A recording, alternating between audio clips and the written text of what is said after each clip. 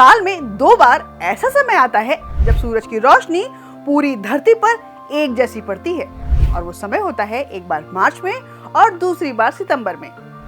मार्च में पड़ने वाले इस दिन को हम कहते हैं वसंत विषुव यानी स्प्रिंग इक्विनॉक्स, और दूसरा जो सितंबर में पड़ता है तो इसे कहते हैं शरद विषुव यानी ऑटोमनल इक्विनॉक्स।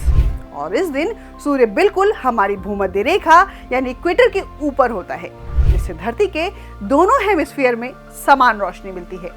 और यह दिन उत्तरी गोलार्ध में वसंत ऋतु की शुरुआत का प्रतीक है, जबकि दक्षिणी गोलार्ध में इसी समय पतझड़ यानी शरद ऋतु की शुरुआत होती है।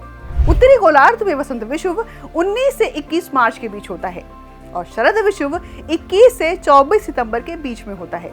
और दक्षिणी गोलार्ध में ये बिल्कुल उलट जाता है, यानी 20 मार्च 2025 को वहाँ शरद विषुव होगा। अब समझते हैं विषुव क्या होता है। विषुव शब्द लैटिन भाषा के इक्वस और नॉक्स से मिलकर बना है, जिसका मतलब है बराबर रात। और इस दिन पृथ्वी पर दिन और रात की लंबाई लगभग बराबर होती है। दरअसल अनेक दिनों में पृथ्वी की धुरी 23.5 डिग्री झुकी होती है, जिससे सूर्य का प्रकाश असमान रूप से गोलार्धों में बढ़ता है।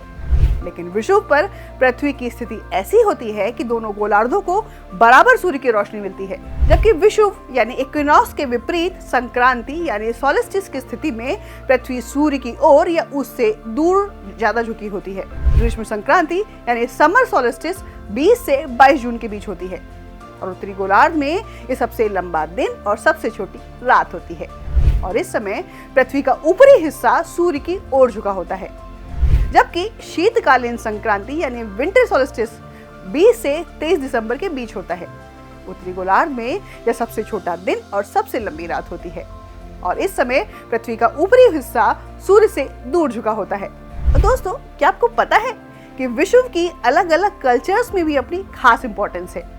जैसे बेबीलोनियन कैलेंडर में मार्च विषुव के बाद पड़ने वाली पहली पूर्णिमा के साथ नया साल मनाया जाता है।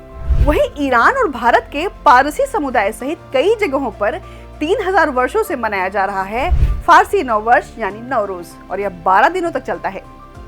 जापान में वसंत विषुव के दिन राष्ट्रीय अवकाश होता है। वहीं ईसाई धर्म में एक प्रमुख पर्व होता है ईस्टर, जिसकी तिथि वसंत विषुव के आधार पर ही तय की जाती है। और आपको पता है कि यहूदी धर्म में भी एक त्योहार होता है जो वसंत विषुव के बाद पड़ने वाली पहली पूर्णिमा पर मनाया जाता है, जिसका नाम है फसह यानी पासओवर।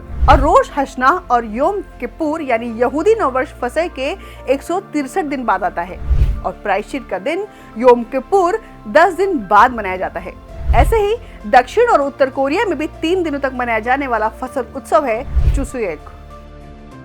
दोस्तों, वसंत विषुव न सिर्फ साइंटिफिक अप्रोच से इम्पोर्टेंट है, बल्कि दुनिया भर की संस्कृतियों में भी इसकी खास जगह है। और यह पृथ्वी की अद्भुत गति का एक संकेत है, जिससे सीजन्स चेंज होते हैं और हमारे फेस्टिवल्स का समय तय होता है। तो दोस्तों, ये वीडियो आपको कैसी लगी हमें कमेंट सेक्शन में जरूर बताइएगा, और हमारे ध्येय टीवी को लाइक, सब्सक्राइब एंड शेयर करना मत भूलिएगा। नमस्कार।